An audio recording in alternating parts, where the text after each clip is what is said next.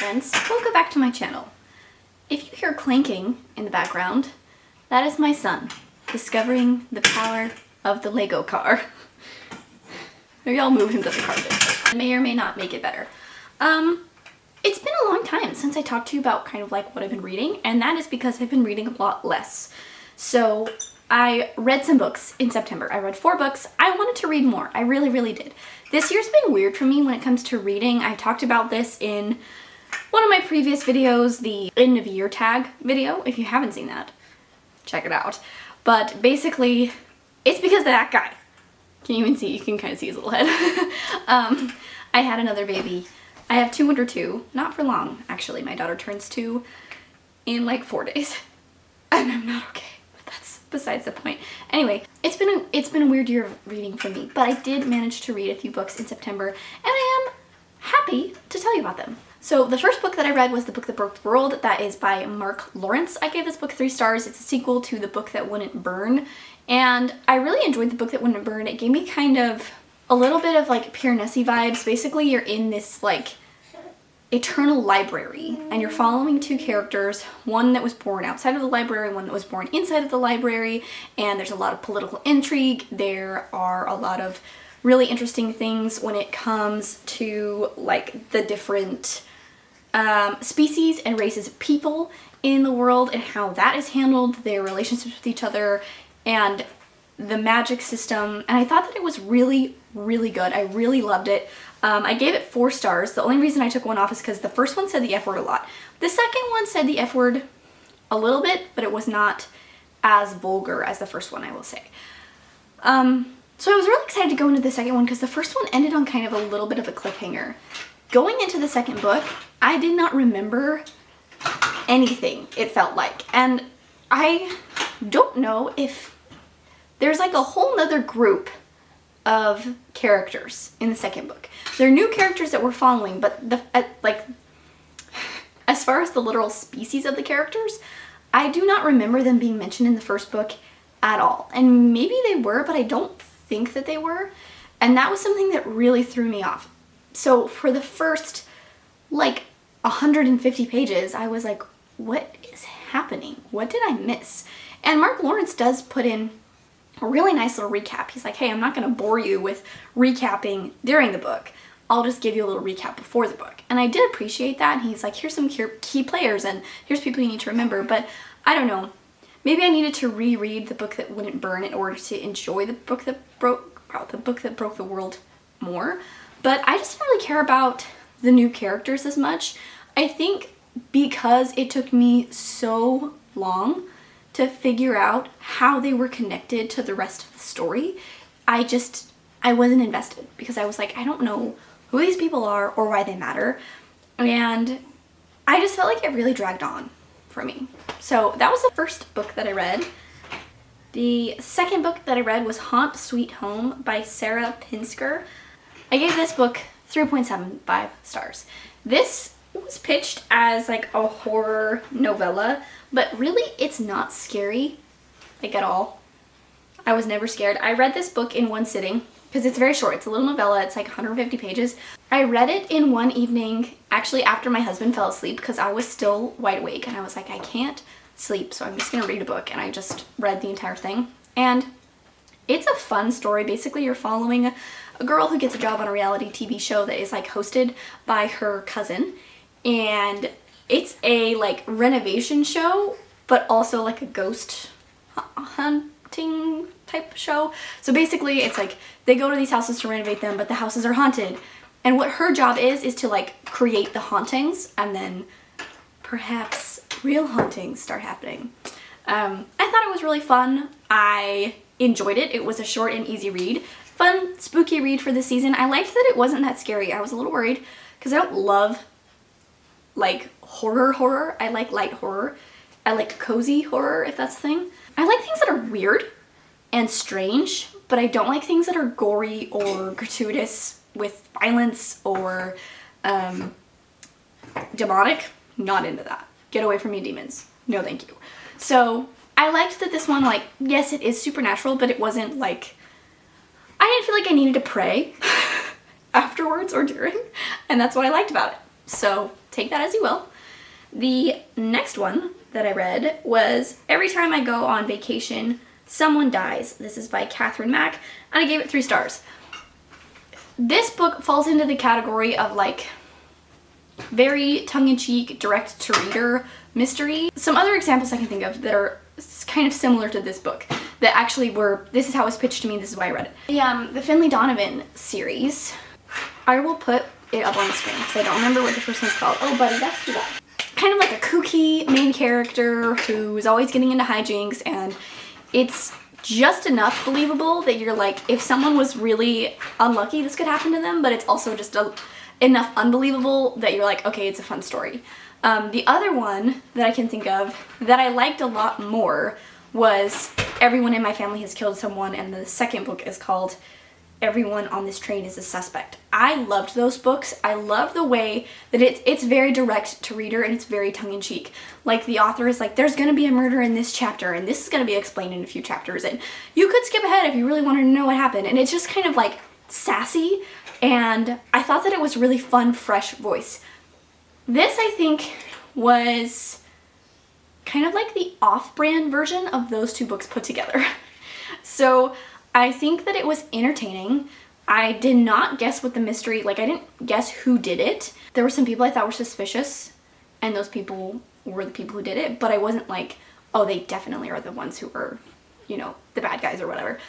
So that was fun. It kept me hooked. I wanted to know what was going to happen. It was a fun read. I guess I should tell you what it's actually about. So this book follows an author who basically got her start because she wrote about a true life experience that she had with this guy solving a like bank robbery murder thing that happened in Italy, and she made a book series out of it, and now she is obligated to continue writing these books and putting them in the books because he will sue her if she doesn't, because he used his name. She didn't change his name. And so basically you're following them, and they're on this like reunion tour of the first book. And she's been doing this for 10 years now. She's had a lot of success. And it's her, her sister, who is her manager, the guy from, you know, that got the whole thing started, that she has a very fraught relationship with. She does not like him. And then a few other authors and people, ex-boyfriend, you know, some messy dynamics. The main guy's ex-wife is there as well. So there's a lot of messy dynamics there. And then you're just kind of following them. And he says that his life is in danger, and she's like, I don't believe you until accidents start happening. So that's kind of what you're following, and I think the premise is really fun. The main thing that really drove me crazy about this book is the casual alcoholism. The main character is an alcoholic. She is. Every single thing that happens to her, whether it's good or bad, she wants a drink. And if every single life experience that you have makes you want to drink constantly, you don't need a drink, you need help. And it's okay to get help, and sobriety is possible for you. And if you are someone who struggles with alcoholism or knows someone who struggles with alcoholism, please reach out to your local groups, because there are people out there who want to help you, and you deserve to get that help. And what really makes my blood boil about this book is that alcoholism was used as a punchline and as just like a fun, quirky character trait, and that's not okay to me, because alcoholism has destroyed so many people's lives. I'm trying not to get too fired up here, but I've seen firsthand how people's lives truly can be ruined. So that's something that I don't think should be taken lightly. And so it really bugged me that was, yeah, just kind of played off as a joke in this book. And then also just kind of all the characters are pretty unlikable. If some people really like unlikable characters, I like them depending on the context. This one, it was like, okay, it was okay. Which is why I gave it 3 stars. I still enjoyed it, but there were a few things I did not like. So that was Every Time I Go on Vacation, Someone Dies by Mack. The last book that I read was Wildwood. This is by Colin Meloy with illustrations by Carson Ellis. If you remember, if you watched the last bookish video I made, which was the end of year tag, sorry, he's being so loud with those Legos. He's having the time of his life though, so I'm not going to stop him. Anyway, I said that this book had potential to become my new favorite book. or at least my favorite read of the year. And unfortunately, that did not happen for me. I did give this book 4 stars. I did really enjoy it. But there were some things I didn't quite love about it. So basically, you are following this girl. What's her name? Prue. Her name is Prue. At the beginning of the book, her baby brother gets taken away by a flock of crows. And then she is gonna go rescue him. And she goes into this magical place called Wildwood. There's talking animals. There are humans who live there. What I absolutely loved about this book is that I did not realize it takes place in and around Portland. I live very close to Portland. I live about 45 minutes away. And so I was like, oh, I know where that is. I've been on that bridge. I know what street that is. I know where these things are. I've been to that park. So that was something that I really loved because I was like, I could really, really picture the landscape and where she was when she was in the city and what it looked like when she was in the forest, because I am surrounded by the same type of forest. So that was something I loved, and I did not know before going into this, so that was such a like joyous thing for me to discover. And I think it was a really fun story. I think that, you know, on the blurb it says like for fans of Narnia. I think that's true. I think if you like Narnia, you'll like this. It's kind of like a portal fantasy following children. I think this is a middle grade. It's a little dark for middle grade. It's not like excessively dark, but if you were gonna have your small child read it, maybe read it first. There are a few things in there that I was like, that's pretty scary for a little kid to read. The main thing that like made it go down to a 4-star for me though, and not be a 5-star, was just the pacing. I got to about 75% of the way through, and I was like, okay, I don't really care anymore. I'm kind of ready for this to just be done. And there's still like a whole epic battle that had to happen, and a lot of moving pieces, and I was like, I just kind of want it to be done now. So I do think that it was a little bit long. This is a whole series I don't think I'll read on, honestly, just because, like I said, that pacing was a little bit slow to me. And then the other thing I hated were the parents in this book. The parents in this book absolutely suck. I mean, they're just not good parents. First of all,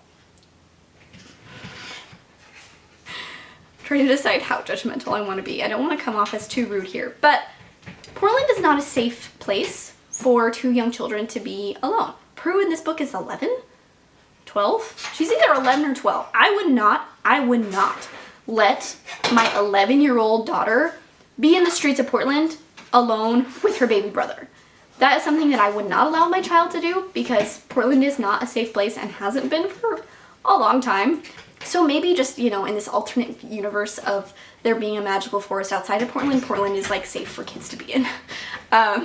But besides that, the parents' reactions to things that happen in this book, I was like, what kind of person says that? Like, I just did not understand. You know what? I'm gonna do it. I'm gonna put spoilers in. Don't worry, I'll put spoilers on the screen. If you don't want spoilers for this book, skip ahead, but I have to tell you this. Okay, so when we get towards near the end of the book, you find out that the reason that Prue is able to go into the Wildwood is because the dowager governess, or whatever the heck her name is, actually helped her parents conceive her.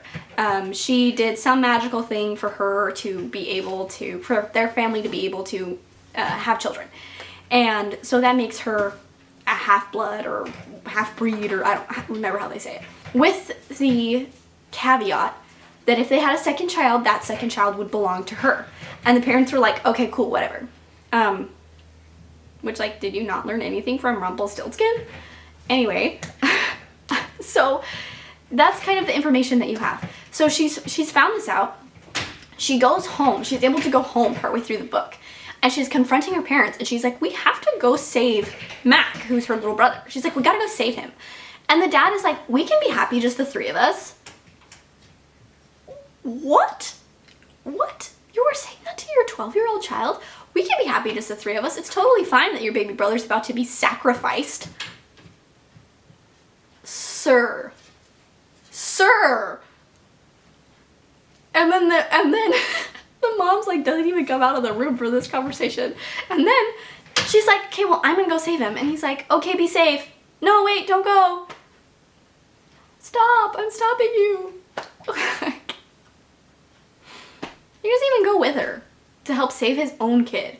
And then she brings him home and they're like, yay, you did it. I would be like, okay, can we rewind to when you said you didn't actually want this child that is yours? That we'd be fine, just the three of us?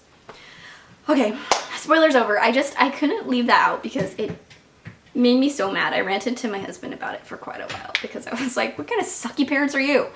Anyway, so those were the 4 books that I read in September. Honestly, now that I'm like looking back, they were all kind of mid. So that sucks. Wildwood was definitely the best out of all of them. Hopefully I have a better reading month in October. In my brain, I'm like, I want October to be like the month that I just like read so many books.